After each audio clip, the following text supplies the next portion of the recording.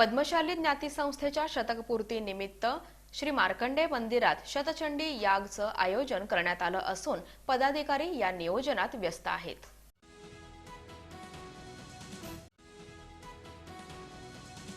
पद्मशाली समाजाचं कुलदैवत महर्षी मार्कंडे मंदिराला 100 वर्षे पूर्ण होत आहेत। त्यानिमित्तानं नव्या वर्षात अनेक धार्मिक सामाजिक उपक्रमांचं आयोजन करण्यात येणार आहे। मार्कंडे महाराजांनी मृत्यूवर विजय मिळवल्यानंतर त्यांनी देवीची उपासना केली। दुर्गा सप्तशतीची त्यांनी रचना केली।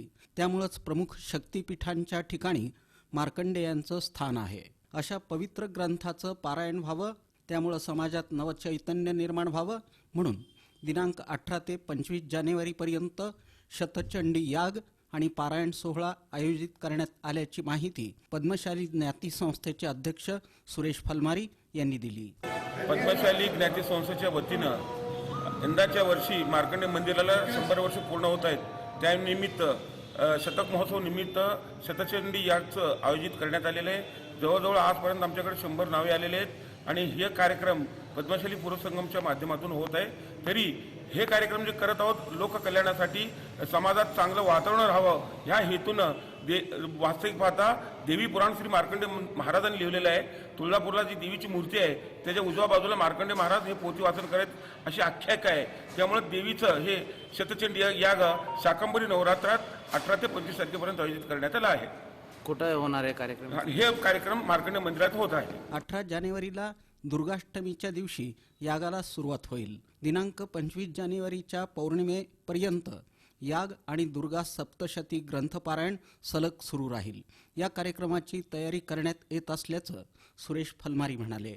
दरम्यान पद्मशाली पुरोहित संघाचे अध्यक्ष देवीदास अन्नलदास यांनी शतचंडी यागाबद्दल अधिक माहिती दिली।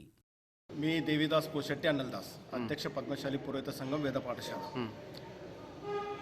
शाकंभरी नवरात्रोत्सव निमित्त तसेच पद्मशाली ज्ञाती संस्थेचा शताब्दी निमित्त येथे मार्कंडे मंदिरात आपल्या ज्ञाती संस्था पुरोहित संगमला या कार्यक्रमासाठी सर्व पुरोहितांना भाग घेण्याचं आमंत्रण दिलेलं आहे। या कार्यक्रमामध्ये आपल्या प्रथम 18 तारखेला नवग्रह पूजा, नक्षत्र पूजा, चतुष्षष्टी योगी, षोडश मातृका इत्यादी सर्व देवतांचे पूजन 5 कुंडामध्ये प्रथम मुख्य कुंड एक असतो।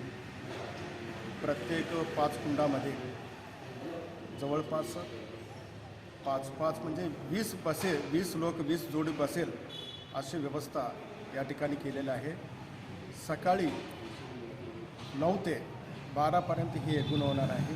शेवटी शाकंभरी पौर्णिमेला येथे पूर्णाहुती होऊन यज्ञाचा समारोप होणार आहे। या यागाच्या यशस्वीतेसाठी संस्थेचे उपाध्यक्ष महांकाळ एल्दी, सरचिटणीस संतोष सोमा, सहचिटणीस राजमहिंद्र कमटम, रमेश कैरमकोंडा, हरिकृष्ण नल्ला, श्रीनिवास गाजुल, ओमप्रकाश सामल, नरेंद्र श्रीमल, पांडुरंग सामल, सतीश पोला, लक्ष्मीनारायण दुड्डम, नागार्जुन गड्डम, मंदिराचे पुजारी राघवेंद्र आरकाल, शिवराज दासरी आदी परिश्रम घेत आहेत।